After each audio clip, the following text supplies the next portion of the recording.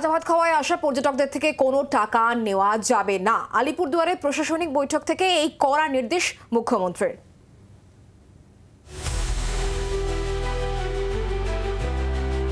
আলিপুরদুয়ারের জয়ন্তী বা বক্সা ফুড যাওয়ার প্রবেশপথ রাজাভাতখাওয়া। ভরা পর্যটনের মরশুমে প্রতিদিন শয়ে শয়ে মানুষ রাজাভাতখাওয়া চেকপোস্ট পেরিয়ে বক্সা ব্যাঘ্র প্রকল্পের ভিতরে থাকা বিভিন্ন জায়গায় যান।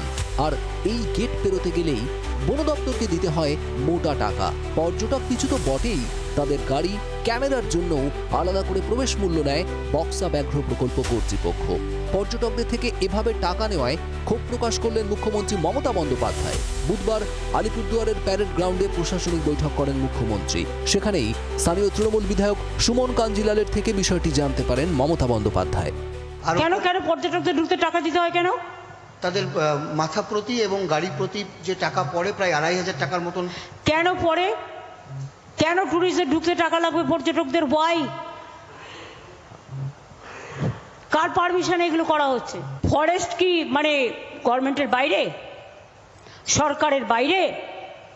গভর্নমেন্টের কাছে পাঠাবে যদি কোনো ফিস বাড়ায়, ইমিডিয়েট ওটাকে চেঞ্জ করে দাও। পর্যটকদের জন্য কোনো ফিস হবে না। মুখ্যমন্ত্রীর ধমকের পরেই এদিন বন দপ্তরের প্রধান সচিব ও বক্সা ব্যাঘ্র প্রকল্পের আধিকারিকদের নিয়ে বৈঠক করেন মুখ্য সচিব মনোজ পন্ত। আমরা আশাবাদী যে আমাদের এখানকার জঙ্গলের সমস্ত নিয়ম মেনে, সমস্ত কিছু রুলস রেগুলেশন মেনে প্রকৃতিকে বাঁচিয়েও যাতে পর্যটকদের এই জঙ্গলটাকে দেখবার সুযোগ করে দেওয়া যায়। বক্সা পাহাড়ের এই ঐতিহাসিক বক্সা দুর্গ, জয়ন্তীর নয়নাভিরাম সৌন্দর্য, এই সব কিছু যাতে পর্যটকদের কাছে তুলে ধরবার একটা সুপরিকল্পিত একটা পরিকল্পনা হয়, এটাতেই আমরা একমাত্র বিশ্বাস করছি এবং আশাবাদী মুখ্যমন্ত্রীর আজকের নির্দেশের পর সেটা আমরা নিশ্চিতভাবে পাবো।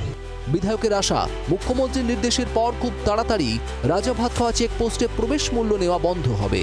আলিপুরদুয়ার থেকে তপন দেবের রিপোর্ট, জি ২৪ ঘন্টা।